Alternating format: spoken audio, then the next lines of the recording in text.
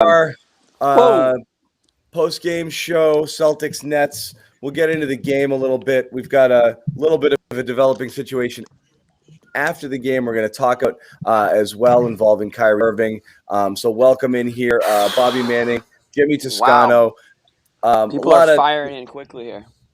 Yeah, a lot of stuff to talk about for sure. One of the things we want to discuss, and we're going to do this right now, we're going to put this up here just so you see it. We're not going to spend all our time talking about it, but this is video just sent to us from Josue Pavone from TD Garden involving Kyrie Irving leaving the court again. The Nets beat the Celtics here. This is starting to make the rounds a little bit on Twitter, so I'm going to go ahead and play it here.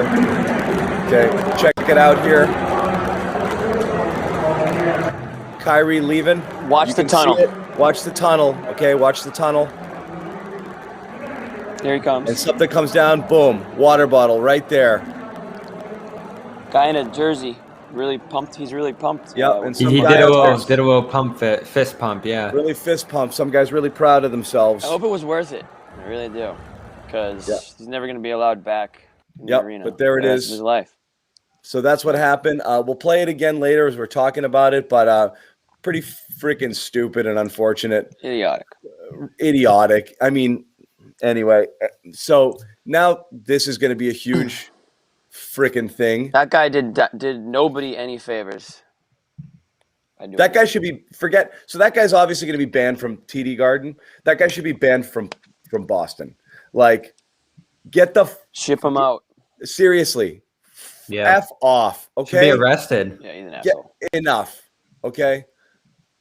Enough. My God, what a douche. Yeah, I mean, just across basketball this week, what a disgrace. What I mean, a just freaking disgrace. Yeah, like the peak of entitlement and just like the worst side of sports. Who are you guys? Who let this guy in? Get the out of here, man. This notion that you have the entitlement to like do whatever you want or say whatever you want because you paid the ticket. Like it's been there for a long time around sports, and the way it's just unleashed itself this week, like in every single arena, it feels like around the NBA.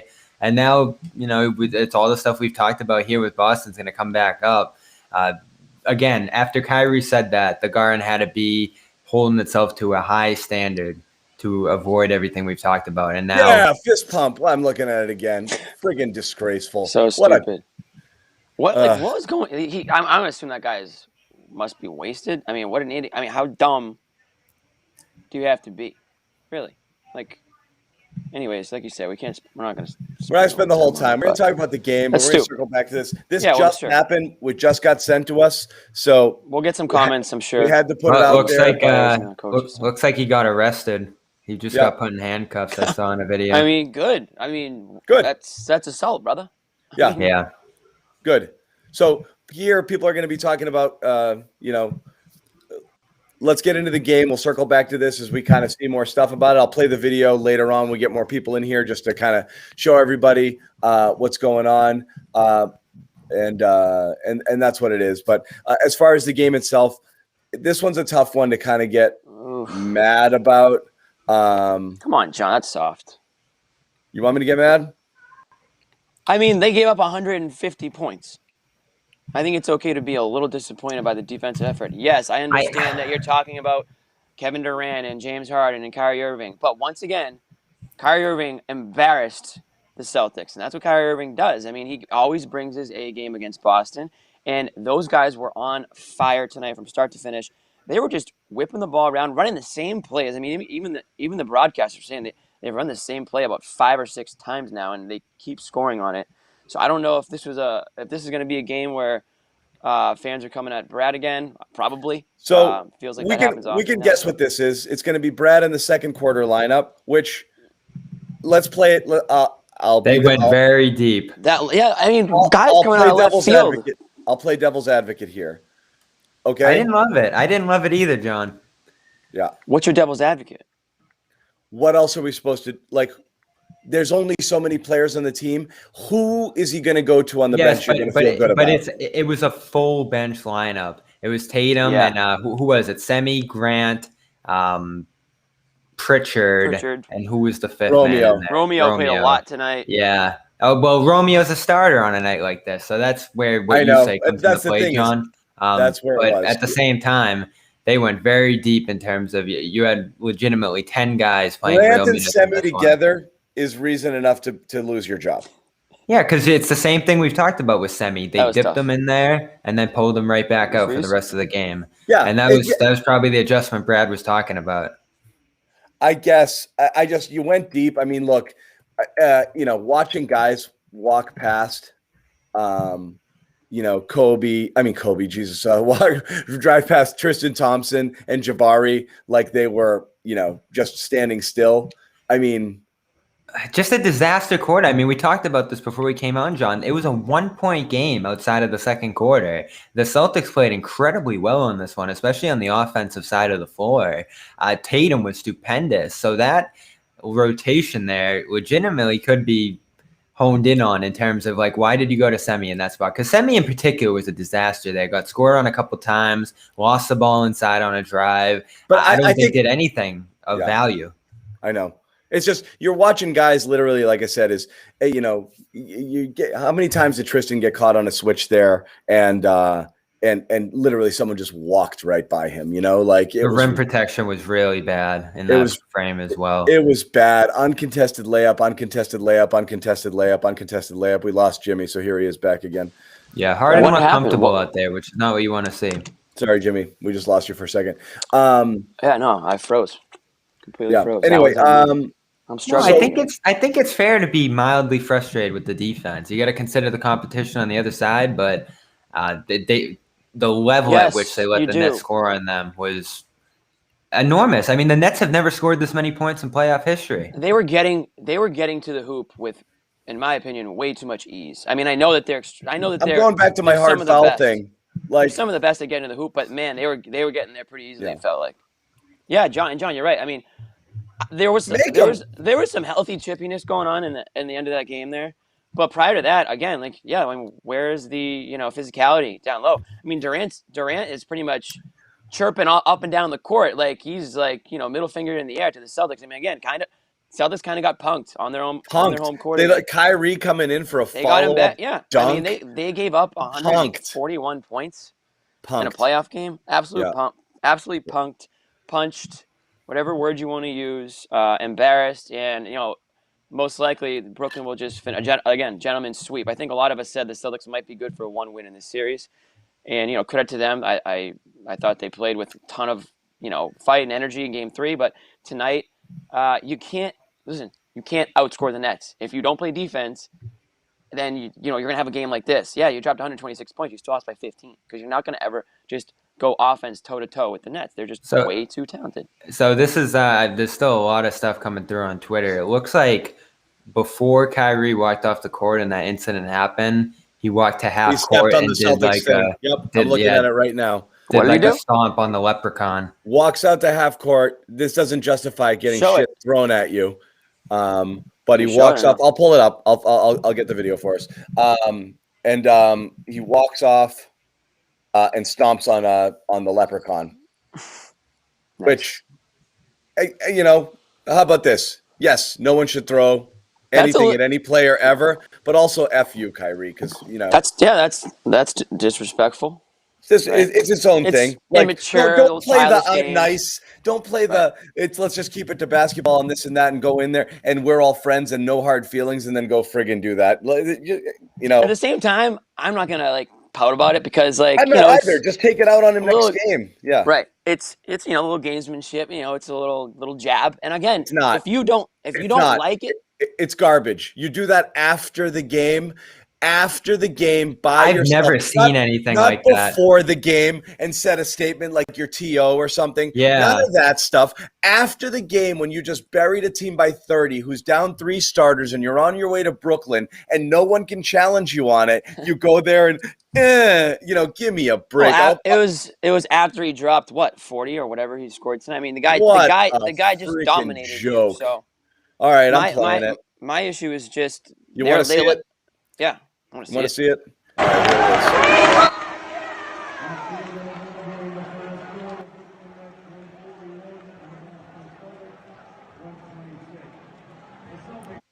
That's it.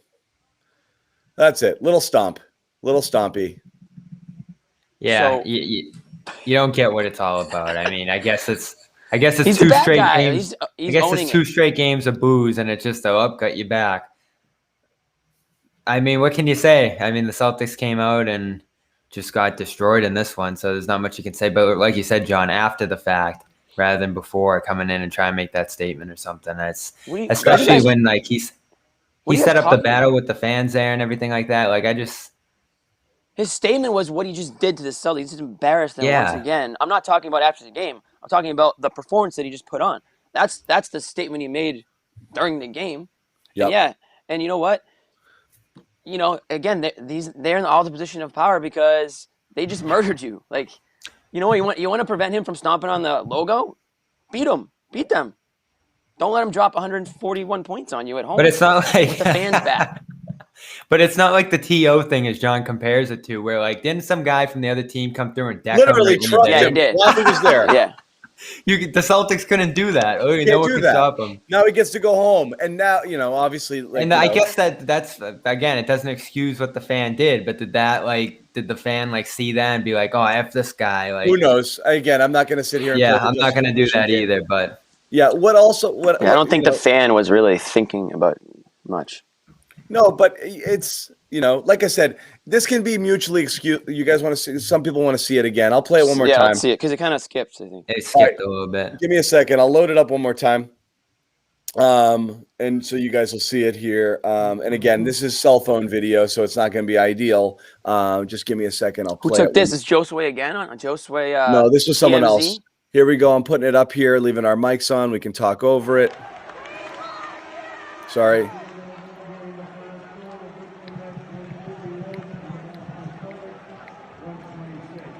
That's it. And again, skips stomp right on the head. Right on the head. That's it. He walks over and he gives a little boop, and then he takes off. Yeah, a little subtle. I don't know. Is that something that he does after games? Goes and steps at half court? I have no idea. Probably. I don't know. We're gonna find out. It has something to do with his Native American. I'm just kidding. I honestly don't know. Like I really don't know. But it's more kicks. It's just Kyrie going in there and just doing what he does. No, but he's the king of the jabs. He's the king of the little jabs. Like he knows how to get under your skin. Yeah, it's not a ton. But people. He knows how to get under Celtics fans' skins clearly. But I thought the Celtics fan. I mean, aside from that idiot, I thought that the fans were pretty loud. I mean, I thought they were. They did their certainly beginning. Certainly could hear those boos and.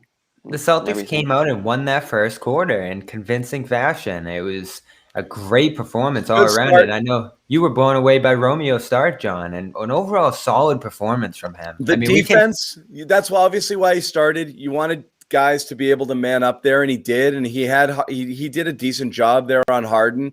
That was the most you could hope for. There's something there, man. I still don't think it's a lost cause. There's enough there. He just needs refinement. I thought he was the best role guy on the team by far tonight. When Tatum was getting doubled. I thought Neesmith was awesome too. He came in late. Yeah, late. That's what I mean, late. Yeah.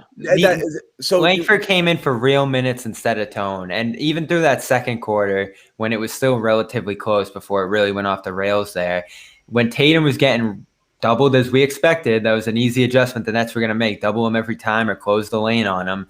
Weak side, I thought he was able to hit some shots, and more importantly, I thought he just didn't settle in those spots. He would get into the lane and draw some free throws. Overall, at the end of the day, he finishes 2 of 6. Not great, but I saw a few flashes there in the first he needs half. Skill refinement, okay? Yeah. He literally needs just to practice basketball things, and that's what you lose when you're injured. Jump shot. You're injured and you're not in there all the time.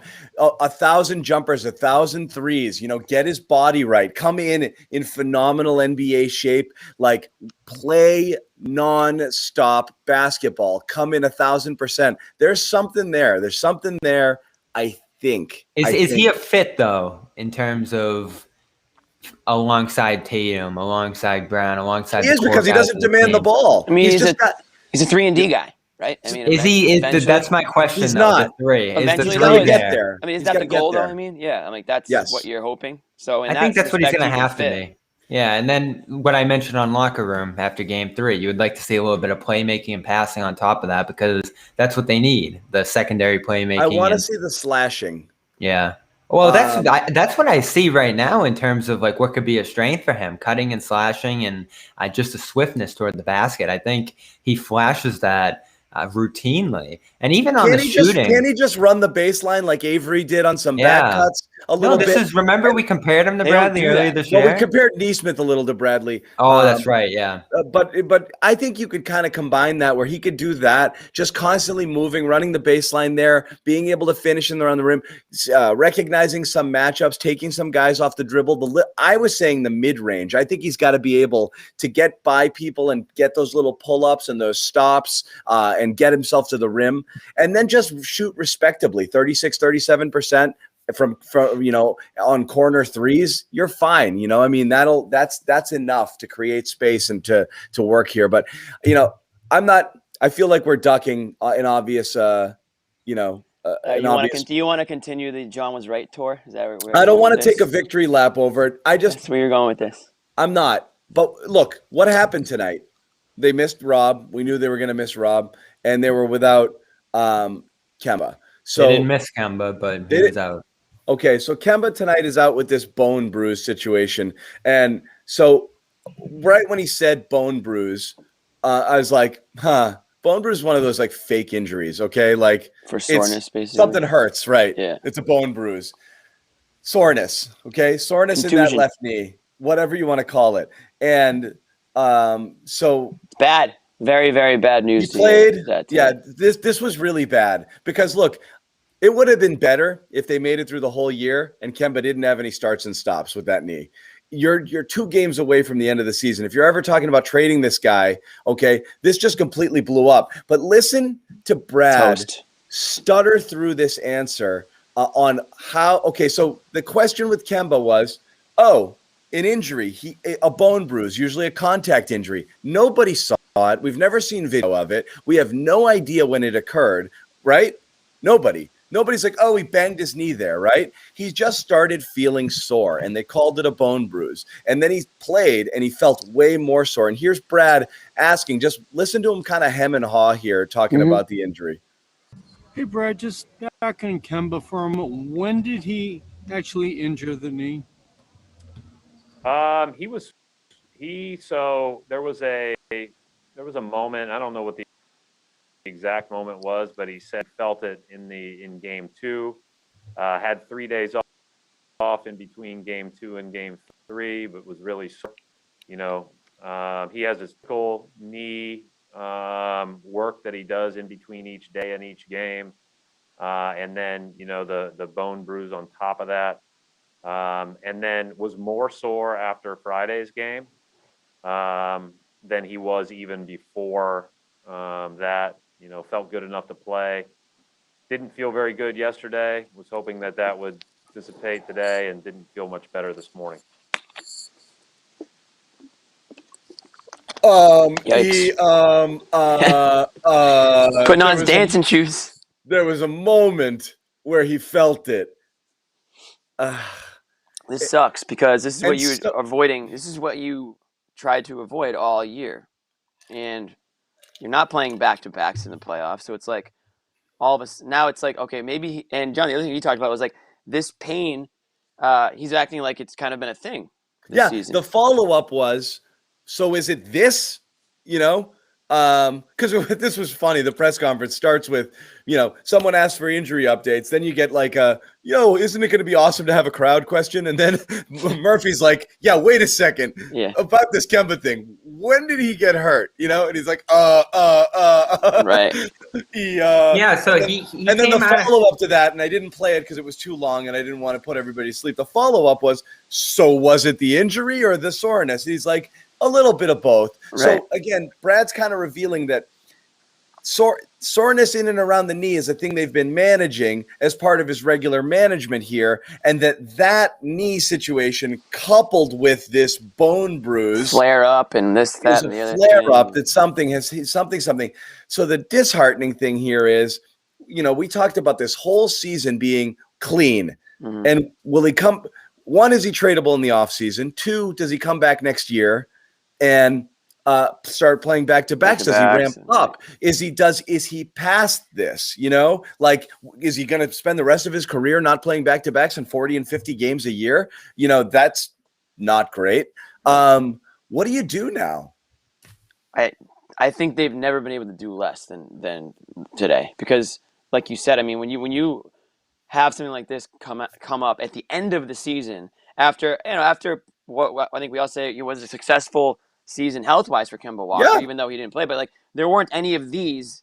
This never happened all season, so that's why you're thinking, well, maybe they can get a team to bite on some level, but now I can't imagine there's one team that would even pick up the phone if Danny Ainge brought up the name Kemba Walker. I don't know why they would. I mean, you have no idea what to expect finishing out the rest of the season. You don't know what's going to happen in the offseason, but this seems like something, and John, credit to John, I mean, he was kind of like his biggest fear. I'm not taking a victory lap. No, you're not, but it does seem like something that is going to stick around. It's going to linger, I guess.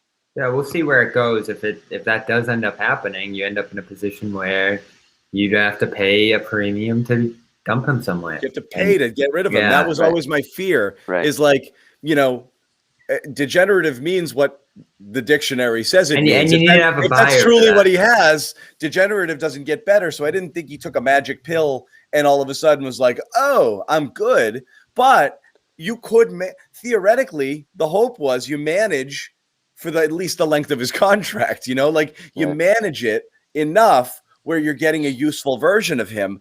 But a flare up after a 42-game regular season and a couple of games in the playoffs is crap. Not a back. That's basically halfway through a regular season. The knee flares up again. That's terrible. This postseason series was a disaster from his end, because we saw even from the very beginning he wasn't able to impact in any way. He became a detriment in the series, and to some degree, John, you're right. Was like, who knows when it happened or when it flared up? Was it a practice? Was it in game 2? Because he appeared on the injury report after game 2, going into game 3, played through game 3. And the question we asked late in that game is, if he's not feeling great, you see him struggling immensely, why is he out there late in that game? Because you almost lost game 3 because of him too at that point. And like, if this is where it's headed, you do have to start to consider that dump scenario. I don't know if there'll be a buyer.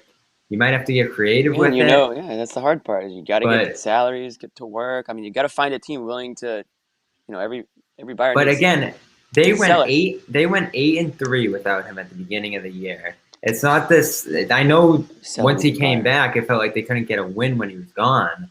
But the way they had everything set up at the beginning of the season, they were in a good place without him. And it felt like just the imbalance of him moving out, him moving in, getting him his rhythm, trying to play different styles that suited him or suited other guys, and bouncing back and forth between those things. That's what started to instill the instability of the season. And now the end of the season is becoming the same exact story. It's like, oh, geez, our rotation was built around Kemba for the last 2-3 months. And now we're completely starting over and trying Parker and trying Romeo and trying Semi again.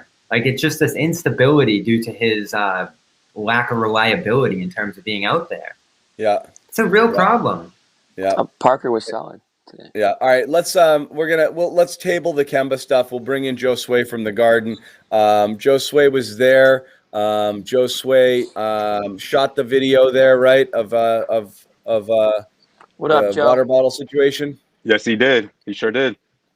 He sure did. So, Joe Sway, I'll let you talk through it because you were there. You were just happened to be shooting them leaving the court, and you're like, "Oh, let me grab this." Yeah, and then that happened, or did you see him touch the center court and was like, "Oh shit, might pop off"? I wanted to see if the buddy moment would happen, right? Let's see if he goes to dap up anybody, at the end of a win. And two things I recorded I didn't expect him to do. Yeah, he ran out there, stomped on the logo, which I didn't think much of it until when you're recording, you take a step back, like, wait, did he just do that? And I just kind of kept rolling from there because I wanted to see, obviously, making his way to the tunnel. There were a group of fans waiting for him. Then came the bottle, I guess, is what's being reported. At the time, I couldn't exactly make out what it was, if it was a beer or not, but obviously it was something that came towards his direction, and he sort of kept it moving. Then he came right back out of the tunnel, looked up, and security was already all over it. That continued for quite some time. The perpetrator was arrested, and as of right now, there's still security still in the half circle now, just discussing everything that happened. All right, cool. I'm putting it up, Josue. So here was the video. This is just a water bottle portion, and there's Kyrie. You know, He's not here. Here Coming, it's coming. There he is. Bam. Good aim. I mean, that's not a good thing, but you know what I mean. Yeah, and then the guys was all pretty pumped fired up up. and fist pumping. Yeah. And then I think he was Yeah, like, way shit. to point yourself out there, buddy. Yeah, that was just. Yeah. He didn't have the same Unbelievable. enthusiasm when they took him out in the cuffs. But Did that guy? He Did was that guy wearing, not a listen? basketball jersey, right? yeah, he had a uni on. I don't know which jersey. It but looked yeah, like a so- Nets. It was dark. it was a Garnett jersey, number 5. Yeah. You can see that? No, there was a close up of him. There was a close up of him getting arrested Oh, later. okay. Yeah. I was Damn. thinking He was that, but I just wasn't wearing quite a sure. I just basketball knew- jersey without I like just knew it was the anything Celtics underneath it, uniform. which I always thought is just a weird move. Yeah, it he was has to wear crazy. the jersey. I just did he not hear the last 3 to 4 days of dialogue around the series and the city and all that stuff? It's just like ambivalence. Like I can't even fathom it. Yeah, it's another point for Kyrie. I hate to say it, guys. I mean, this is exactly what he was talking about, and We you know, after were the all game, worried this was going to after happen. game- It was like, will someone in Boston double down on this just because of the give and take there and the conversation around it, and just like, oh, we're going to come down even harder on him. Game 3 was great, and I think Kyrie even said after the game, like, not like credit to the fans, but like we kept to the basketball, it was all good, and now it's back to square one, which I guess he was right. Yeah. Well, Yeah. Not So so gonna that try to happened. get in Just get in that get guy's into head. just No, get not into talking some about, talking about the fan. Not gonna try to just figure out get into the rest of the game. What do we see? You know, that second half, guys. I mean, the third quarter when Kevin Durant, it was just too much for these guys. I think, you know, defensively and on the offense, you know, you saw them try to find their rhythm, but they just couldn't do it. And as for the fans, I mean, when you got the fans towards the tail end of the national anthems singing verbatim, you just sort of knew what sort of vibes was going to be here, and that bode well for the Celtics, and in the sense of sticking around. You know, these guys, this fan base stuck around to the end. But in terms of the basketball game itself, man, I just think the Celtics were just overmatched. I mean, they tried their best to compete and stick around, but you know, even Fournier, I thought was someone that could easily, you know, tack on 20 in this one, but he had to fight for that 16 points. You know, same went for Marcus Smart. And second quarter, when they started double teaming Tatum, I thought that was interesting because the Brooklyn Nets were able to create a little bit of space there heading into halftime, and that momentum, I think, just really took it to the Celtics because they almost tacked on 70 points. You know, it was like Game 2 vibes all over again, except for this time, you know, no Kemba Walker at least, and no, of course, no Jaylen Brown. I mean, I just kept looking across the bench. I'm like, where's the offense going to come from? You know, at least Peyton Pritchard got a little bit of extended run there. I thought he did a decent job defending Kyrie Irving, but again, where was the offense going to come from? You know, 3 guys on the other team is combining for over 100 points. Just too much. So, Josue, what to you? I just think this is so crazy when you think of how this game went, that it was a 101 to 100 game outside of that second quarter. Like this game was close. The Celtics played great, but that second quarter just became such a disaster. It spiraled out of control in a way that made it a blowout. Like, what happened there? I mean, when Kyrie Irving really got going, I just, you know, well, 2 things happened, right? Kyrie Irving got going, and Brooklyn Nets started to double team Tatum. And I know in most or other games throughout the course of the regular season, we've seen when that happens that he's able to turn to other guys to step up. But this time it just wasn't the case. You know, Evan Fournier, one of the first times, he managed to put a wild 3-point play together, which I thought was like, okay, you'll take that. Romeo Langford hit one as well from those same situation where he gets doubled and he just tries to find the open guy. But I mean, that's just not the 2 guys you want to have when you're getting doubled. And again, if you don't have another guy out there who's going to put up 20 plus points, I mean, if you're Brooklyn, you have to double Tatum. Why not? And even though Tatum managed to still score 40 in this one, I mean, again, that second quarter, and it was unfortunate too because historically for that first quarter from what the Celtics did from the free throw line and the 3-point line, like I think it was Jared Weiss who put it. Was it only the second time in Celtics playoff history that they put together a quarter like that, where they were scoring double digits and free throws and that efficient from behind the 3. So, you know, it was sort of that perfect quarter, and they just couldn't come anywhere close to putting together a quarter like that, like the first. You can't outscore the Nets. Like I said earlier on the show, Joe Sway. If I you're mean, not gonna, Kyrie doesn't go off in that second quarter, and I know you can say the what ifs a bunch about it. You know, you No, can say a bunch of they, what ifs, but I mean, this team fought, man. Celtics fought, especially in that first half. I thought.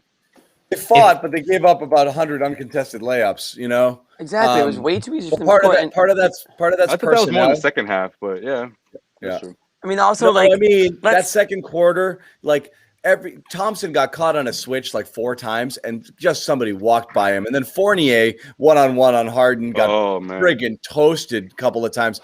Jabari once or twice. The first time Jabari popped out on Durant's like, yeah. straight line dunk. You know, like there was literally that second quarter. I think there were like 8 friggin' layups in a half court. You know, well, that's what we said. Brad went really deep into the bench in that second that is quarter. crazy how easy that was for them. Crazy.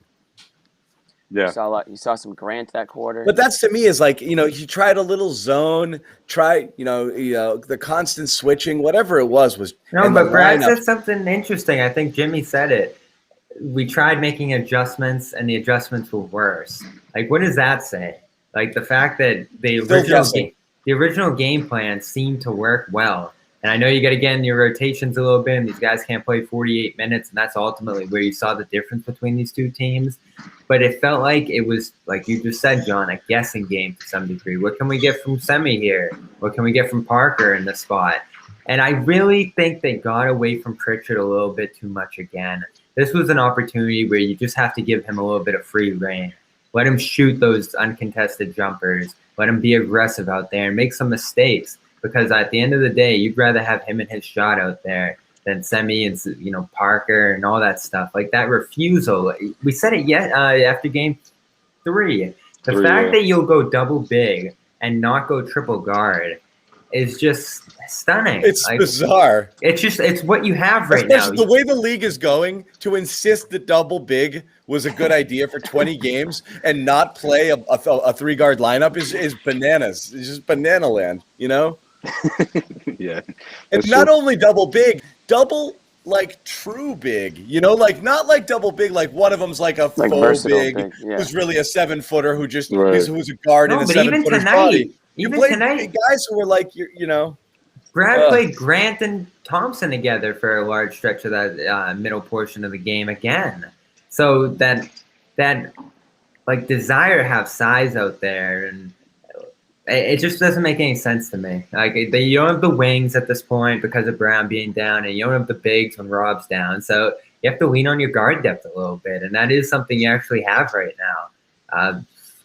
Not great rotations. I think Brad gets somewhat of a pass just because of how decimated the roster is right now. But again, it was a game that felt like it could have been competitive that just got completely thrown off by one rotation seemingly. When you look at what's amazing though, despite that, Bobby, they were still in it actually. Like they were only down 13 at the half after that dismal second quarter, and shooting 35%. The Nets shot 60%. Their big three had 59 points between them. Tatum and Fournier each went 3 of 10 from the field in that half, and they were only down 13.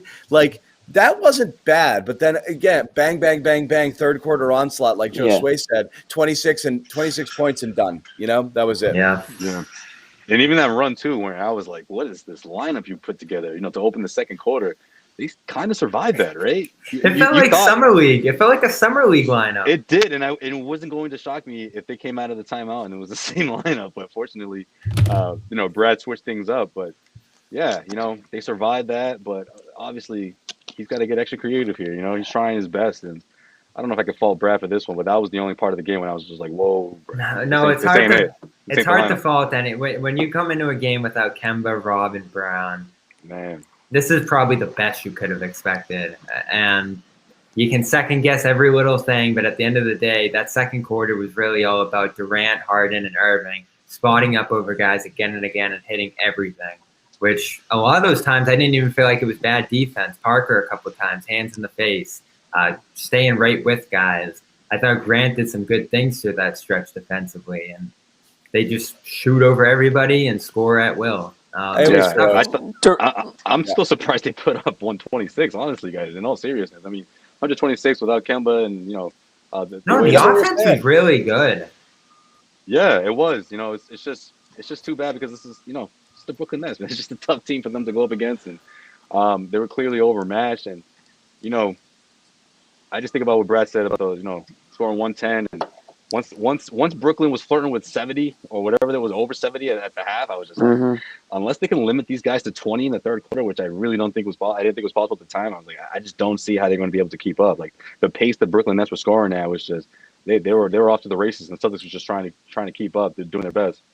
No, you were right about the Nets, Joe Sway. It was when that engine got revving again, and you lost the benefit of the doubt of good Irving game, and they started double teaming Tatum a little bit more, so he couldn't get to 50. If he gets to 50 in this one, which he probably could have if it wasn't for a bunch of doubles and traps in the lane, this is probably a much closer game, and instead you had a bunch of off-ball misses by the Celtics role guys, which Right. I thought Tatum was fantastic in this one, like probably just as good as last game, and he got shown different looks defensively, and that's what accounted for the 10 points. Well, I thought the officiating was just brutal. Like getting away with shoving him off his ground, and Thompson gets knocked to the floor on another play, and Evan Fournier just gets completely bumped to the ground on another Harden drive in the lane. Last two games have been frustrating officiating wise. Tatum gets called for a tech. And ridiculous for nothing. And yes, he complains, and yes, he should stop. And I don't think he's doing a good job with the refs. But hey, Durant's doing the little stuff with Smart. Yeah, all friggin' game. Durant literally talked to the refs tonight like more than he played. Like he was in their ear all friggin' night, complaining, chirping. Give me a break with that. That was ridiculous. Frustrating. Yeah, hey, Joe Sway, speaking of, we were talking about Durant earlier. It looked like he was getting pretty chippy with the with everybody on the Celtics. I mean, he was in their ears, and I think Marcus Smart literally had to tell him to go away. Yeah, he was getting into it. He got into it with Thompson a bit, and Thompson was just like, "Yeah, don't even try it. Don't. I'm not buying the bait." And yeah, it was just. I think the fans. It's funny that Durant's that guy. I honestly think the fans set the tone, man. I don't know why. It just really cracked me up when he came out here to shoot around. And I've seen Durant quite, when he was playing with the Warriors, even before that. Like he has this specific routine. He gets his threes up, and the fans are just not letting him just have any peace, man.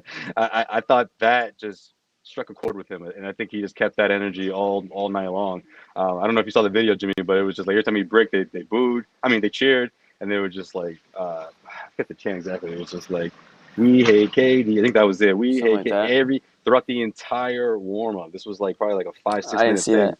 That's funny. Well, yeah, this is before he goes out there by himself, and then every miss they cheered, and every make they booed, and then he on his way out they booed him right out the tunnel. And I was just like, okay, it's gonna be one of those nights. That's awesome, but that sometimes that can have an adverse effect than what you want because exactly. Sometimes you wake the beast. These guys love being the bad guys, man. I mean, they don't, like they always say, they don't boo nobodies. Some guys they love being in that hostile environment, and I'm sure probably one of those things where obviously they haven't been able to feel that much this season at all, and this probably snapped them back to oh yeah, here we let's do this playoff game and going into the Lions den and they like I said. They took a dump all over you today. The Nets just did. They did their thing, and now they're just gonna probably finish it off in Brooklyn. I do think the one thing you take out of this as a positive from the Celtics is the way Tatum responded as a facilitator. I thought he got guys quality looks. I thought he was able to still focus on scoring at a high rate while not running into those traps and turning the ball over and doing those sorts of things. He did all he could do. Yeah, and this is why I thought the series could still be competitive from that standpoint. I thought the Nets defense would be completely unbalanced and be vulnerable to attacks and things of the like. But once you got deeper and deeper into the Celtics rotation, you just see how devastating that can be for them. So I want to move to this then because I don't disagree. Okay, I want to move to Fournier. I've had a lot of people asking about this, and we've talked about it, but – okay, yes, fine. As a third or fourth option, fifth option, absolutely has value here. Do you pay a fifth option on your team $20 million this offseason because you can't find anything better? Again, it just seems like, are we really doing this thing? When you watch Evan Fournier, does he look like a guy who can command. Like I said, he's a nice piece when he's the fourth guy or the fifth guy. How many people's fourth guys are maybe I'm wrong. You look up and down rosters, and maybe that's just the going rate. But how many people's fourth or fifth offensive option is making $20+ million a year? Yeah, but John, I think for the Celtics, in this case, he's going to be your third option, right? I mean, let's be real. Well, if Kemba's toast, even if he's not toast, I mean, is Kemba still a 20-point scorer? Is he still a third option on this team, a third scoring option? He looked like it at times.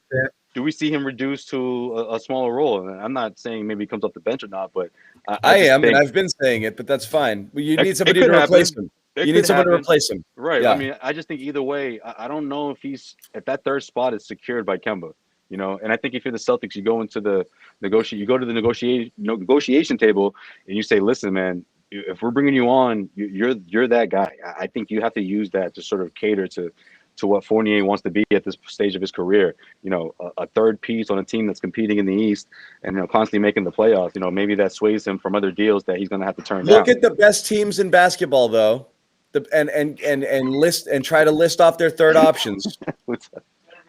Later, man. Chris Grenham. List their third options. Started staring at me. I thought Chris Grenham. I thought he was security. Someone just staring at me. I felt it, and I looked over. Yeah. Again, Fournier. List the best teams in basketball and then list their third options, and you tell me if Fournier stacks up. No, but that's not how you're managing your roster. Because at the end of the day, they're going to be. I'm just trying to be honest here. Yeah, it's going to be another situation if you lose him where you're relying on Grant and Romeo and Nesmith and these guys. And again, I thought you saw some positive things from those guys, but what we've been saying all year is ideally you want to start swapping in talent at the bottom of the roster and replacing some guys that you think stagnated a bit here. In terms of Fournier, like the complete package here, I know it's been frustrating that he has struggled in this series, and that still goes into that notion through his career now that he's been one of the worst playoff guys statistically that you see in this league. But at the same time, we've seen through the whole package here that he's a great fit on this team, an underrated defender to some degree, and an excellent off-ball shooter, which is exactly what they need right now. So yeah, the price is high, but the price is high right now too. So they paid a premium on them this year. I don't think it costs you anything in terms of other parts of the roster to make that deal. And as we know, the only two options if you let him go is just carry that cap space forward 2 years from now or a TPE. Bobby, so no one can play defense on James Harden. So that's not a good barometer. But can he play defense? I think so. You seem to think he can, and I'm not sure. I've seen him fill in passing lanes. He obviously rotates and has size and can guard multiple positions. I think he has good hands. I don't think he's a lockdown guy by any means, but I think he's just a solid defender at that position and better than I expected. So all these things just come together to me, and I think he's a really good fit for this team. I mean, what's the alternative here? You just carry that. You could carry that space 2 years from now. I mean, I think what you focus on a lot, John, is that bigger picture. And you say this all the time, like 5 years from now, what do you look like? And making some decisions that have short-term consequences, like possibly missing the playoffs this year, letting him go and having that cap space later, having a TPE again. Those are things that would really hurt you now and just cause, I think, an uproar in the next season, keep things pretty tense in the fan base and all that stuff. But it could lead to better things down the line. That's Kemba dumping question too. Like this team's gonna have to decide: do you want to compete next year, or do you want to take another step back next year again, and set yourself up for the next year after that? I would rather compete next year with the kids and the guys you have than throw more bad money after bad money. Well, the other thing I would rather give Nesmith and Romeo a full year of 25 minutes a game, 20-something minutes a game off the bench and see what you have in them than throw another 20-something million at Fournier and have that as Kemba. I take it back. I'm not certain I want to throw that at Fournier. I'm not certain I do. Well, the problem there is we're not certain these young guys. We're not certain the kids are going to be great either. Like, is it worth investing to that degree? But you're only going to get. I like the sure thing. you're going to get to that level if those guys get good. You're not going to get to that level because you locked down Evan Fournier for probably more money than he was worth to be your fourth or fifth option. Like, and if he is your third best player, you're not a finals team, most likely. You're not. Mm-hmm. So that's the reality is if you need him so bad, you're probably not going anywhere. That's the downside. So that's how I look at it is he might make them better, but exactly that is, if What's it's better? that bad that you need him, right? What's better and how much better? But there'll be a competitive market for him this offseason. As I look at the free agent list more and more, he is one of the bigger names out there. I don't know how big teams are going to be throwing money around given the cap situation. But there'll be competitive offers. I saw rankings recently where he was like right around like the 20th ranked free agent. He's not even close to a big ticket free agent. Like that's the thing is we threw 20 million out there. He might be a 3 and 30 guy, and in which case you have a different story. Like he might be that'd be perfect. So I think the money, like I think you've still got Daniel Tice as an $18 million player in your head, and that. Well, no, in this case, it's what he's making now, and that's your scale. So if he's 18, Smart is 22, Fournier is 28. But it might not be that. Like I said, the worst thing you could do in roster management is overpay for middle class. Fournier is a classic middle class player, and one who's aging. He is definitely. Well, we know they're not going to do it. Definitely not a guy people throw a lot of money at. That is the worst business. He's a depth guy. Yes, he would make a really good team into a contender because you need those depth guys. But the Celtics aren't good enough with, like you said, the Celtics aren't good enough with him being like part of the mainstay. Like if he's a top 3 guy on the team or whatever, like that's not good enough. So yes, he does help you, and I think there will be a lot of teams interested in him for the right price. I think if you're talking 20 million for him, that's too high. I think 10's probably maybe somewhere in the middle. I think this is honest right here. What Tom put exactly. here, 345 seems closer to right. Yeah, 10's not realistic. Again, it comes down to 3 things. Where does he want to be? Which I think is a question we have to seriously consider, given how this has gone with him here. Does he like it here? Does he just want to go somewhere else because it's a better situation for him? Just because of how up and down and tumultuous his team was this year. From the sound of he likes it, but you never really know from that. It never feels like a guy who's making 17 now at this point is going to go down to 10 or even below it. He's going to be shooting for more on another step up on the contract after a pretty good year here. And then you have that question of where the Celtics land on it. Are they going to come at it from a perspective of, all right, we invested the TP on this guy. We kind of have to invest on him no matter the cost here because it's kind of a dead sunk cost back to Hayward that you really don't want to come out of that empty. Because then at that point, it's 4 seconds, Gordon Hayward for nothing. Another TP, a smaller TP at that point. Yeah. You can't do a sign and trade for all the reasons we've listed. Like they kind of just have to pay him at least what he's making right now. Which sucks because again, it's like it doesn't suck though. Like he's a good player. He's good, but I think he would help a better team. I think he belongs on a better team. So again, is there a better alternative for the Celtics here? Again, so you see what I'm saying? Neesmith, I think might not be, but I think you're better off. You really like Neesmith? I don't really like him. I don't really like Neesmith or Romeo to the point that they're sure things. I do. Yeah, he's just intrigued by them. But I honestly think if the team's going to get to the next level, it's going to be because Rob has a full healthy year, adds a little muscle, is a more complete player next year, and really becomes a player who's he's legit your third best player, and it's not even close, and he's in the all-star conversation. And then these guys start to fill the lanes coming up with a little bit of promise, a second year and a full offseason, where those are the teams you look at and be like, whoa, they got a couple good young guys here. I don't know if they're that, but I just don't think – I think Evan Fournier is a Band-Aid. I think if you get him for the right price, that's great. I think if there's a bidding war, you have to consider whether or not you want to have Fournier in the books for 20 plus and Kemba for another 35, 2 aging sort of guys that you're actually hoping to play out of your rotation, not to continue to give minutes to. You want to try to move past these guys. And I think I think a good team will be interested in signing Evan Fournier, and if it's the right team feels okay, like I like what this role is. I think this team is a contender, but we don't even know if he wants to come back to Boston. He might get a similar offer from a better team, and or I don't know if he's looking for, role or if he's looking for, wins or champions. I don't know where he's really at, but again, I think it's only going to take one or two teams to put that price up there. Yeah, it might. I want to get back to Kyrie briefly, and again, recapping here the incident. Somebody threw a water bottle at Kyrie. I'm hearing there's multiple perpetrators now. I'm hearing the guy who supposedly threw it wasn't the one that walked out of here in cuffs. Oh, okay, that makes sense with the whole jersey thing. They got the wrong guy. He had an away jersey. It looked like. I arrested the wrong guy. I mean, could be part of the same crew. I don't know how it works if you're associated with that person, but it looks like the investigation continues as to who actually threw it. Yeah, so I'm going to do two things. We're going to play the video one. I'm going to play the video one more time for everybody in case you haven't seen it. You probably have by now. We also have Kyrie comments. So again, here's the video. We'll leave our mics up here. Josue's shooting it there at the Garden. They might need Josue's video for evidence here. They might. It's very clear. Boom, there it goes. Bang. There might be a subpoena. There might be a subpoena for Josue. Yeah. You'll see Josue in court.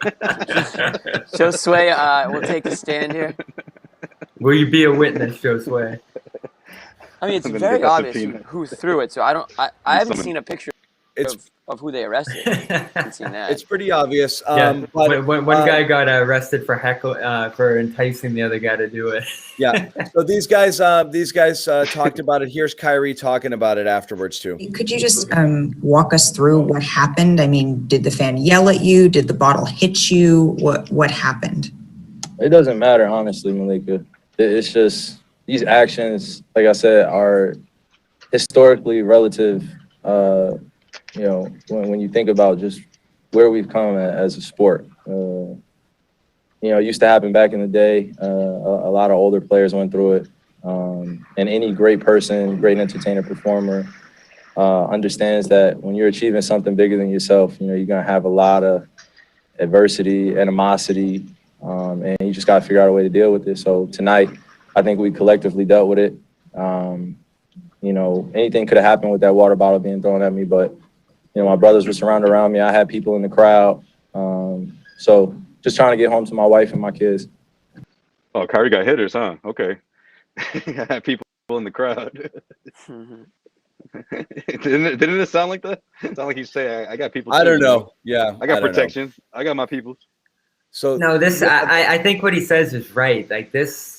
We keep seeing this over and over again through sports over the years, and it's so puzzling. Like you just keep having these questions asked of why people would do this, and it's very evident. It's just an entitlement thing. Like people go into the crowd and feel like they can do whatever they want and act however they want, and to some degree, like if we go back to the Malice at the Palace thing, all the focus was on the players in that sense. But it starts poured a beer on him with a giant thing of cup of ice falling on a guy. Like this is just. In the real world, if you do this thing, you're getting punched out. Like you're getting confronted, and the players aren't allowed to confront people, which is where that power imbalance. Here's another clip. Here's another Kyrie clip here. Hold on.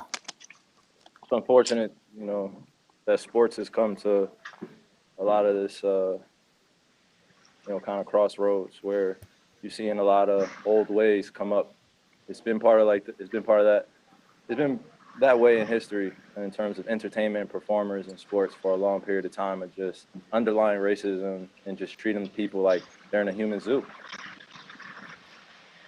So again, this idea that you can do whatever, whenever, just because you paid it to whomever, because you paid is ridiculous. It's absurd. Go back to Marcus Smart. Marcus Smart getting into it with a fan at Oklahoma State before the Celtics drafted him. Same bullshit. The guy thinks he can get up in his face and say whatever the hell he wants. Russell Westbrook in Utah those years ago. Like we just see it again and again. Utah. Right.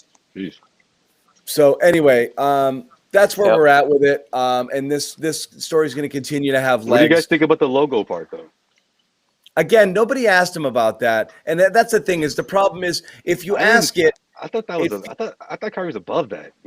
If you ask him though during this situation, what's going to happen to you? Yeah, there's two stories, and one's a lot more important. You look like a guy who's trying to say, "Did you deserve it? Did you dress? Right. What were you wearing? Like at the club? Like you can't.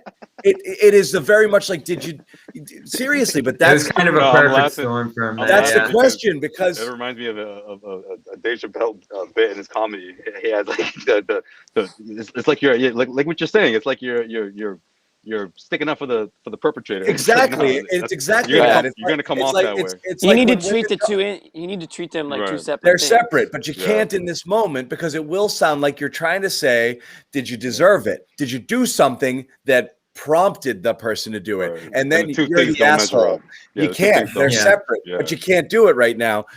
So that's where you're stuck. If I'm just thinking nobody of throws a look at it this way, if I'm just thinking nobody of if that Pierce, man. Pierce kissed that logo when he called it a career. Well, it's when it's they, you such know, a it's like, if such that a asshole doesn't throw a bottle, we could be burying Kyrie right now. no. It's for such a yeah, it's that such you're a act. right. You're And right. you it's such a can't do it. You it's can't. such a Because now That one guy. Yeah, yeah. this True. one guy makes it so he gets a pass for being a dink over that. And it's a Right. bigger story and justifiably so because it's happening everywhere in the NBA. And yeah. Like it's a this disaster. And this by is the way, where the like logo the scene was the bottle scene was right after the logo scene. I'm seeing some comments here. People are like, "Oh, that was way before." No, he kissed the. I mean, kissed. I'm thinking of Pierce. He stomped the logo, made his way to the tunnel, and that's when the water bottle hit him. Right. Not deserving So- though. I don't think he deserved that. Of this course is not. It's a separate story, but Right. people could have given him shit and called him petty for Right, that. exactly, Now, yeah. Absolutely. now you can't, nor should you, You because changed the narrative. you're missing the point. And the point was the fucking these asshole fans are tossing shit at Yeah. players, and you no, can't and, do it. and when it's been Yeah. happening all week, It's- you start to see like this becoming it's a perfect storm for Kyrie because Kyrie always talks about this thing that like you got to look beyond basketball and like the way we view sports and all these things. And if you just look at it from that real life perspective, like how people interact with each other, the logo thing is just kind of this silly sports story and the Yeah. crowd peppering people with popcorn and bottles and this and that and saying whatever they want to them is really like a longer story of interaction between, you know, It is. largely white It fans just- and and that's largely the thing, black It players. just came off as petty to me. It was like, are you gonna stomp in the logo? Really, Kyrie? Oh, That's you're what it not was. big? Yeah, it was petty. But this Are is you the gonna throw whole. a little tantrum It's a, again? yeah, it's a silly sports story. This is the Yeah, whole it Kyrie is. issue, right? It's the issue that was raised before. Does racism exist in sports in America, in Boston? Is there a problem? Yes. That's clear. Okay. Obvious that's a thing. Okay. Was Kyrie Irving legitimately afraid of that coming to Boston? I don't know. A lot of people question whether or not that was actually the case. In this case, is Kyrie Irving an absolute diva, faux intellectual, drama queen dink? Yes. Yes, but Does you he know deserve what he to have a does? water bottle thrown at him? Yeah, No. he makes never. people show their Never. ass, even So though I don't want to hear he's a jerk. He deserves it. That's freaking stupid. He's Yeah. a jerk. That's over here. Right. Nobody deserves to have shit thrown at them when they're out there friggin' playing basketball. Like Yeah. it's not, the two things are separate. You can hate Kyrie and think he's an asshole. You can't want people to throw shit at him when he leaves the court. It's ridiculous. But again, when we talk about Kyrie and how we evaluate who he is, the reason people hate Kyrie is what he's done within the context of basketball. Like if you just boil Kyrie down to who he is as a person, there's really not a lot to like hate and belittle there. Like it's just kind of like these basketball storylines. And then when he takes it to like a more societal standpoint, it's like, what are you gonna say about this? Like it's a logo on a court and like throwing a bottle at someone. Yeah, but what does that logo represent? You know, does that piss you off, Kyrie? Does that logo piss you off? Does that the old white guy? Does that stand for something else through your eyes? I mean, I can't help but go down that road with him. Well, that's where it but gets I difficult can't. to evaluate no what one his can. intentions No are. one You can't ask him that evaluate. question. Is it an F No one can ask him that Boston? question because now, after what happened, that's a moot point. Yeah, no, that's a good point, Joe Sweat. It'll come around.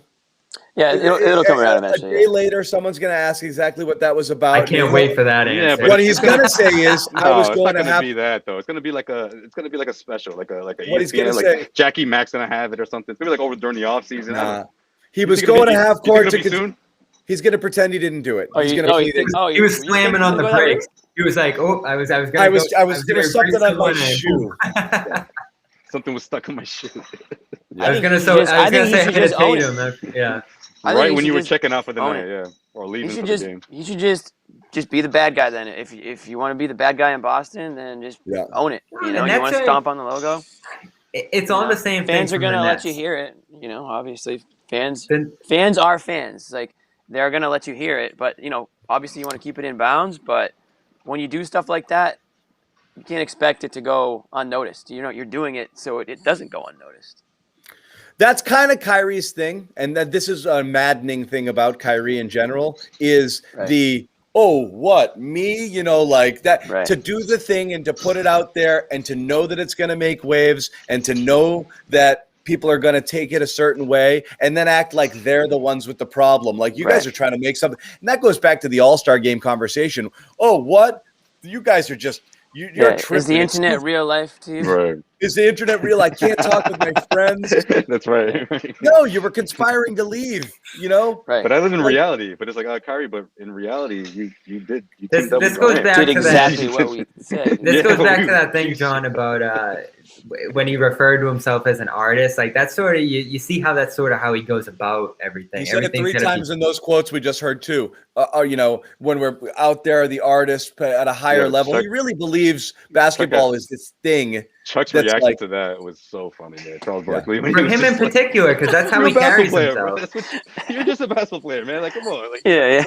We always ask because we're used to athletes like putting it out there and saying it like it is, and like just being very straightforward with things. With him, like he just leaves stuff out for evaluation and interpretation, and like I think that's frustrating, especially like in the news context, because like you want to have an answer for like what he does. Why you want to do it and what do you want to get out of it? He says something intentionally ambiguous, and then he shits on you for guessing what he means because he provides. But at the same time, you can evaluate the intent there, because a lot of times it feels like he does something to get a reaction that like shows somebody's ass, and it ends up working for him a lot of the time because you do get the sense that he's smart. Like he is a smart person who understands like the way like this sports environment. He's a smart person around not smart people. I think he thinks he's a lot smarter than he is. Okay, like let's not overdo. No, like he understands like the dynamic of sports and how it's like separated from like societal norms. Sure, he's so smart. Maybe he thinks the world is flat. He's a guy. He's a kid. He's a friggin' 16-year-old who got high for the first time and thinks like the thoughts he's thinking are the no. But remember the whole the first person in history who's ever thought these things, and we're like, we've all thought these things. Like, it's not that abstract, dude. Yeah, I watched that same YouTube video, bro. Oh my God, I'm so smart now. Like I thought one of the more personal things he said that year was when he was like, "You guys have done it, right? You ever gone on YouTube? You go down a wormhole." I'm like, "Yes, we've all done that." That's exactly what we were thinking. Did he say that? We weren't quite sure. I kind of remember that. People have been doing for the last year. Exactly. We weren't quite sure if you realized that people do that. Like that was the whole joke. We've all sort of gone down that conspiracy theory about a bunch of different things on YouTube, and to go out and use, obviously Kyrie's platform is different, than ours, but to go out and push it the way he did, I mean, that's what made us all like, wait, is this guy serious right now? Like we've all been there. Yeah. Hey, who was it that said? He's an interesting guy. I mean, there's no. How many people in sports have been this invigorating to talk about? Very few. This is a pretty good one. Oh, the Jared Leto of the NBA. Yeah, that's pretty good. Perfect. Jared Leto is tough duty, man. He's so deep. It's such Jared Leto. Oh. Yeah. Oh crap. Jared Leto will tell you how smart he is for sure. Yeah.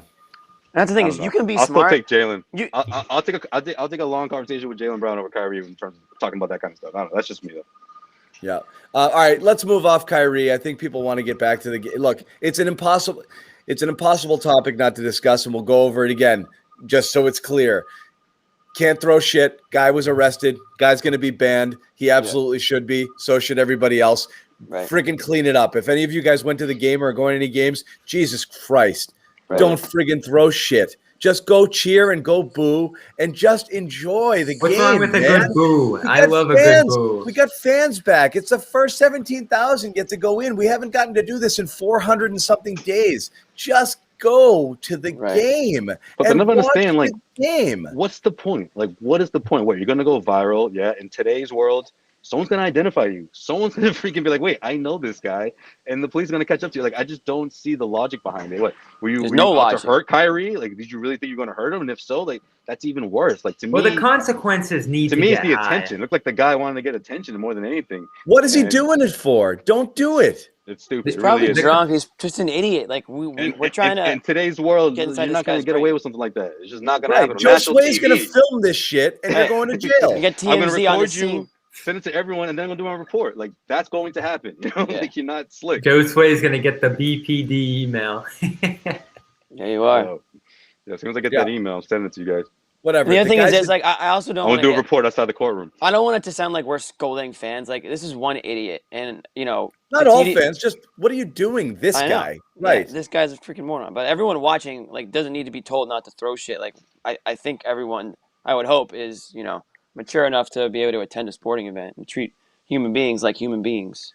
Yeah, but we're seeing this week that's not the case, and it's like why? That's what we're trying to figure out, the mindset behind that. Jason Tatum, 18,000 people, just to go what you're saying, 18,000 people in the building. I guess every arena there are a few bad seeds. I don't want to overshadow the rest of the fans who came and supported us tonight. Exactly. Obviously, there's no place for this. So again, whatever. I mean, we know it. You know The it. consequence is going to be ramped up. I mean, usually it's just a ban for life, which is like, how can they even enforce No, they're that? right. And Harden said you that don't tonight. feel Somebody stuff. said that tonight. That's not enough. No, there's going to be prosecution, as there should be. And Trae Young had the choice to charge the fan who spit on him and declined to, probably just because of the notion that he'd be coming down too hard on a guy over something minor. But at the end of the day, if you want this to stop, there has to be Georgia serious laws. consequences. Well, I want to throw something else out, okay? Because this pisses me off a lot. Like, you're from Boston, you're a Celtics fan, okay? And you understand everything that's been said and all of the heat that the city is getting, and a lot of it is justified, okay? And you're going to go there and think that this is a good idea. That's what I was saying earlier. How do you not hear everything that's going on? What do you get out of it? And do you realize the long-term consequences and the shit that you're causing by doing stuff like this? Each individual who does this, it's bigger than you, Dick.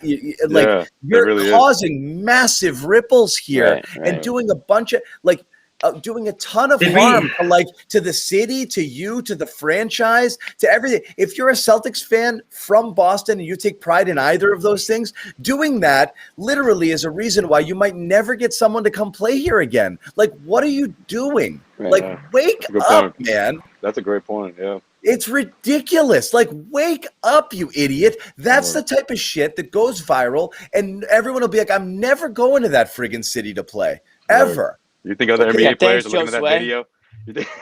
Thanks a lot, bro. So you think other NBA players are looking at that video and being like, man, I can't believe Kyrie, that's a storied franchise over there. I can't believe he stepped on that logo. No, they're like, oh, man, maybe he was right. How bad is Boston? No, again, how much better are those fans if they just feel like they can just chuck things at people just because they're upset with the outcome of the game? Anyway, sorry. People here kind of want us to move on and talk about the game again. It's hard to skip first of all, the game's a friggin' blowout and the series is over. Yeah. Done. We're done What do you talking want about to the say? game. What else KD, you wanna Irving, talk and about? Harden are great. Come on, Oh my Celtics, God, bring it back. The We've been Nets are talking good. about the game for an hour. Like, there's only so much to say. Come on, Celtics, bring the Well, let's series back to what's to Boston. come in this Let's go. series? Is this it now? Is this just how it's going to go, or is there another chance now in Game 5 to maybe get a slow cue up the performance Kemba from these game. Nets? Kemba, Kemba's probably not they coming won, back. They won their game. Yeah, we did Kemba. Look, we did Kemba, and we did we did Fournier a little bit. And we talked about the game, and like I said, Bobby was slightly encouraged. Jimmy still thinks we got punked. I think we'll take it to locker room and continue on there probably pretty soon, and we'll hear from you guys. We've probably done enough talking here. So yeah, we'll take some. Joe Sway and I will take some questions here. We'll do that. Then. Yeah, I want to keep it clean, please. Okay, we're going to go to locker room. We hear what you thoughts about the game. If you have something on Kyrie stuff, or in the fans and the situation here, that's obviously been a huge problem for the NBA, for sports, for Boston, for everything. Obviously, we can talk about that as well. Talking about Kemba, big problems and a big concern. And we only spent a teeny bit of time on it, but I thought that sucked. Everyone thinks you're hotboxing, Bobby. Really? Yeah, the light makes it look like there's a bong hit's been settling at about I think it's just, oh, it does look like that. Yeah. Yeah, that the bong smoky smoke in just there. kind of sat there and it never moved. Dense. yeah, I'm in a I'm in a hot location here. Let's just say.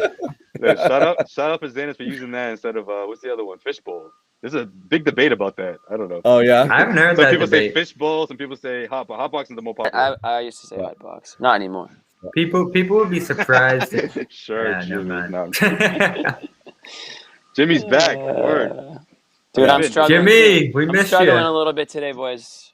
Weekend in Nantucket. Guys, My voice Tuesday is could be Oh, the we gotta last. talk about that in the locker room. Tuesday could be the last show of the season. No, the last. It'll be the last regular season show. Post game show. Playoff show. This could have been You drunk want Jimmy drunk Jimmy. tonight. This is hungover Jimmy is what this is. We could have if Jimmy hopped on Friday at any point in time, you would have really seen Jimmy. Oh God, I actually thought about it because they won. I was like, I should totally just call in. I thought you were video gonna on my come right, phone. and I wasn't gonna let you in. No, I thought better of it. Yeah, I thought twice. And then, Yeah, and the angel popped up on Jimmy's I don't want to shoulder, get was just canceled. Like, nah, Jimmy, I don't want to don't get do it. canceled. So A fan in Boston has been arrested and banned for life already. And again, is that enough? We'll see. need that. We'll see what the charges Yeah, are. there's no what is it, the holiday tomorrow, so if I'm not mistaken, that guy's sticking around. He's gonna be locked up until Tuesday, no? Isn't that how it works or no? We're not working. What a They're not dink, working man. Monday. put What a the bail way up just to. He can't see the judge tomorrow, so he's gotta wait till Tuesday. You're right. Yeah. What a dink. Enjoy it. Enjoy the clink. Yeah, seriously. Hope it was worth it. For Oh, real. jeez. Wonder what that first phone call sounded like. Although one phone call then. Yeah, it's messy out there, but again, Yeah, man. it's too bad. You could feel it too. It's too bad. We made soft through, stuff in the beginning. we made through 2 entire games after that good discussion there, and maybe Boston stepping up to the plate in terms of behavior there in the crowd, and then as everybody's exiting the floor at the last final second, it happened, which is just brutal. But again, Yeah. people got to rethink this stuff, how we act in the crowd and how we interact with athletes. And again, that's been a story for a long time. Kyrie's right. Like Malice at the Palace, like Max and Bob McAdoo talking about what used to happen to them at games. Like it's just, it's ingrained in sports, especially basketball, like this closeness between the fans and the players and the notion that you can just kind of do anything when you want to get in there. It's something we have to rethink. People have been throwing stuff on the field at baseball games for a long friggin' time too, you know. Yeah. So I mean, it's the problem with the Talk to NBA the Phillies fans. is how friggin' close people are. They're right on top of you, you know. Yeah, it's the only sport that's like that. It's the only sport that's like that. They have Yeah. access to you, you know, Right. like Mhm. hockey, you've got boards, you know, like obviously there's some barriers in baseball. It's a Right. little further back. They are freaking Soccer, on there's top of like you. soccer, there's like 15 feet between the Yeah, crowd. good and luck trying the to do line. anything right. The football stadium, you're way in the back, and And again, people you get do. shit. They try. You get shit in the end zone. You see Yeah. them get tackled. They don't even get close before they, maybe one lucky guy will get just onto the field and then someone will But- tackle him. Yeah. This is dangerous because they're right on top of you. The links are in the chat, so we're going to go to locker room now and hear whatever you want. Jimmy, you coming? I'm gonna swing by. Yeah. All right, let's do it. Jimmy, you and me will head now, and we'll talk. So, guys, Alright. jump on in there. All right, we'll see y'all soon. Let me see what we got. Bobby, you got control? Yes, Peace I'm in out. full control. To Full everybody control. watching, All right, thank I'm going to you. change the graphic here for you, and I am out of here as What do we well. got, All right, Tuesday? guys, we'll see you. Tuesday. Game 4 is. Game Tuesday? 5 is Tuesday. Game 5 is Tuesday. Wow, Let's go see back to everybody- Brooklyn. see All right, everybody later, then. guys. Oh man. All right, so Q and Bob, you been out? Got a little sun, or is it just me? Yeah, no, I'm on a little Memorial Day trip right now down south, and Oh, That's that's why- why. I was that's gonna why say, we where get the hell some- Where the hell did you get sun around here? I was gonna say. Gotcha. we got some steaminess in the room today. I had a scary drive today. This weather down here in the south is insane. It just turns on instant. But good trip, good sun, good weekend. Good And overall, smoke, I've enjoyed too. the basketball this weekend. Yeah, man, it was a good for the NBA. Some crazy Good things. atmosphere in there. Those 2 games. You got the sweep from the Bucks, man. I still love Philly, but Oh yeah, so you want to do a little around the league stuff, around the East especially. Milwaukee's Milwaukee's making sweeping it tough. Yeah, man. they're not messing Miami. around. Yeah, after that rough series last year where things got funky in the bubble and Hero went off and Robinson went on his ride and Bam and Jimmy had that connection and just everything went wrong on the Milwaukee side. The Drew Holiday upgrade, and all the other additions that they've made to that team, Bobby Portis and others, it really have them looking like a powerhouse right now. And now they are just waiting, sitting pretty for the Nets, who might have to go one more game, two more games. Who knows? But as I've said about Brooklyn, their defense worries me. And again tonight, getting lit up for 126. Can they just outscore everybody every single game? I don't think that's certain as you start to go against some better teams, especially Milwaukee next. I just think it's going to be because that's the team when we talk about Philly too. But yeah, it's going to be interesting because you can't overlook Steve Nash and where he comes from and his background and how I think he believes that. He comes from the school of D'Antoni where, he's not – I don't want to say that he doesn't believe in defense, but he thinks that if you're – if you have the weapons to do so, that you can outscore another team. And obviously the Brooklyn Nets do have that. But it's going to be interesting because with the Milwaukee Bucks, like how good is this team when the three-pointers aren't falling? Obviously in that first-round matchup against the Miami Heat, that was a big part of their offense. Giannis and having Drew Holiday obviously is a big part of that. They didn't have him last year, so I think that does give them an edge. But I don't know. I still like the Nets in that matchup, but it's going to be interesting. And then you got the Sixers, who's most likely going to be waiting for them in the Eastern Conference Finals. I think that's what's going to happen. I think we're going to see Philly and Brooklyn. I'm still holding on to that prediction. I think no matter who wins that Milwaukee-Brooklyn series, it's going to be such a grind, similar to how Toronto-Boston was last year on the other side of the second round. The 7 games, the overtime games, the grueling matchups. The fact that Kevin Durant will probably have to guard Giannis in there, that could end Brooklyn, or that could completely exhaust Brooklyn. And all of a sudden, Philly, I like what the Hawks are doing right now. I think Philly could clean up the Hawks fairly quickly, just with their defense and intensity and their length on the wings and their switchability and all that stuff. So, again, this is why I felt like that 1 seed was so important. Philly's going to blow through the Wizards. Philly's probably going to blow through the Hawks. And they're just going to be waiting there for an exhausted team in the East Finals. Like, I'm ready to say that the 76ers are going to be in the NBA Finals this year. I think they have the defense. I think they have the star. I thought you liked the Bucks. No, you did like Philly. Yeah, I think you do. Yeah. No, with that 1 seed. I mean, not the Bucks. Excuse me. I thought you still like the Nets, though, to go to the finals, right? I think they'll get through the Bucks, like in a very close series, just because of this firepower that they have. But I think once they run into a really good defense in Philly, home court in Philly, a center that they really can't match up with in Embiid, that series has worried me for the Nets for a little while now. And one team is the best defensive team in basketball, I think, at Philly, and one I'm not even sure can defend at all in Brooklyn. So Friday in particular made me very concerned about the Nets in the long run here. Now you get the Jeff Green injury and other things going on too. You still feel good about them getting to the finals? I do, man. As long as these three are putting on 100 points, if this was not a series format, I'd be like, yeah, you can beat this team on a given night. Obviously, Celtics proved that a couple nights ago. But in the best of 7 series, I just think it's going to be tough. I think Philly's defense is what gives them a significant edge. Obviously, Embiid, MVP Embiid, whether he gets it or not, he's certainly a candidate this year. He's been balling out. And then you got the shooters. I mean, they're just so, you have the depth, and I just think they're so dynamic in their offense. And of course, that defense can buckle down and hold this team to under 120. I guess I don't know exactly what it is, that the magic number for this team. But either way, I just think Philadelphia is a team that can really shut this team down, or at least in spurts or when it matters the most, and has enough offensive firepower to counteract those three. The Nets, Brooklyn's big 3. So that's basically what's going on in the East here. 3 teams. Docs got these guys motivated, man. I anticipated it for the other guys, for the stars, the ones that truly matter. But I think he's got everyone on the same page, from 1 through 9, the rotation. I'm interested in seeing the West too. I mean, we got the Mavs and Clippers playing right now. That series got thrown for a loop very early. Clippers barely saved themselves in that game 3. They went down big early in that one. I think it was 30-8 early in that one, or 12 rather. Yeah. They came back. George and Kawhi played brilliant basketball. Luka was throwing it back. That was the best playoff game. Yeah, he went off in the first half.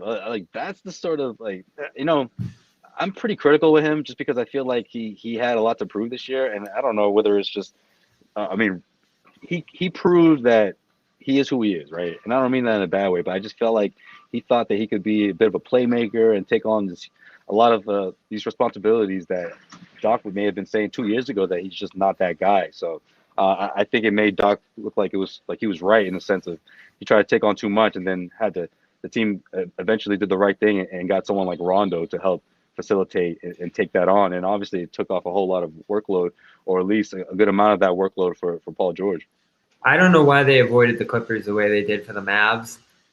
The Mavs are really tough. Like, insane, the Mavs, Luka is just insane. Yeah. The step backs, the shots in the lane, the creation ability from him. He was absolutely brilliant in that game 3, but he had to go 1 against 2, and that's ultimately why they lost there. That series is going to go 7, and again, after that much of a grind, remember these two teams went 7 last year, and then ultimately the Clippers fell apart in round 2. I think it's so underrated in the playoffs how those long, grueling series, when you run into another team that's going to be relatively fresh, like I think they're going to play the Jazz next, right?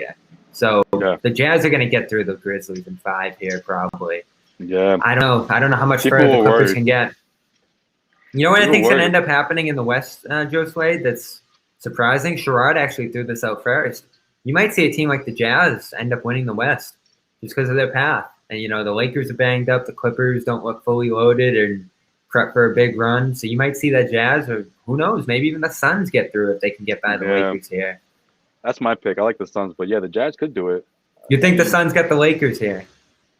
That was my prediction from the beginning, and I'm going to stick with it. I just don't know how much Chris Paul has left in him, and I would hate to see a series play out, whether it's Game 7 or Game 6, a crucial series where he's ruled out or he has to leave the game in the second or third quarter. Unfortunately, that still might happen, but they're a great team. He's going to fight. Exactly. They're such a great team, man. He's going to fight to the end, but, you know, those 12 to 10-foot jumpers that he's been draining all season long, I mean, he has to continue at that rate. What a humongous win for these guys to tie up that series. I mean, it's all a new series, you know. So as they say, year after year, whenever a team comes back from an 0-2 deficit just to tie it up, I mean, it's a brand new series. So I like their chances. But again, Chris Paul, how much you get from him is going to ultimately, you know, decide it. And now Davis's health is in flux as well. So that's another question for the Lakers. It's just injury after injury for them. I know KCP got banged up in the Game 3. And now you have an even series there with Denver, Portland as well. The West just feels so wide open, like 1-6. And that is just a great thing for this league, I'd say. Like you have such an open postseason field right here. And who knows? You might be right. The Nets' big 3 might just be the fact that it's the only big 3 in basketball right now in terms of superstars. That might get them by pretty much anybody at this point. And the West might be so grueling that when they get there, it might be a little bit of an easier ride for them to get through. But we have to see them face real adversity first. And right now, I think the Celtics have showed them some mild punches, and it's actually ended up being a fairly competitive series because of that. It's 3-1, but ultimately, I think the Celtics have won quite a few quarters here. So who knows? There could be a Game 6 here. I'll give them a shot. You think this is over on Tuesday? Yeah, probably. I know I said that earlier. It's more of a wishful thinking. I'm still waiting for that Kemba game. You know, yeah. It's not happening. It's not happening. I mean, I'm still, call me crazy, but I still think we would have gotten that tonight if he's healthy. I don't know if that means that they win it, but it would have really put them in a good position to. And again, what I mean by a Kemba game is 21, 22. I'm not saying he's going to come out here and drop 40. I just think he had that in him. But injuries, like you say, man, it's been happening all across the league, and you know, obviously he's been dealing with it all year long for the Celtics. All right, so that is our show. We will be back on Tuesday, as promised. Brooklyn back in New York City again for this game. Celtics and Nets Game 5. Because of the great win on Friday. And again, credit to Jason Tatum, who I just saw 90 points in Game 3, Game 4. Yeah, 90 between these two. He reached a new level this year that I think is worthy of some admiration through tough circumstances here, playing with Grant and Pritchard and all these guys now with 2 of his stars out and his center as well. He's basically alone out there doing all that. So, Bobby, he dropped 50 on Durant. He's never going to forget that. I think good fight. That's a real huge, good fight. Momentum builder for his career, if you will, so to speak. You know? All right, so yeah, we'll talk about over on Locker Room. What's it mean for him is the Heat dialed down on Brad a little bit. We haven't talked a lot about Brad, but I'm sure people will be talking about it again here. Is it higher or lower after the series, seeing how they were able to compete here? And imagining how it would look when it was healthy. And then, of course, we'll talk about the team as well, the roster with Aiden. We always do over there in Locker Room. So come chat with us over there. John and Jimmy are already rolling, so you can jump right in the room. And Joe Sway and I will be there in just a minute. And we'll see you all back here on Tuesday. I think this is the first game of the series where all 5 of us are going to be on the show. So ton to talk about if this is the end of the season.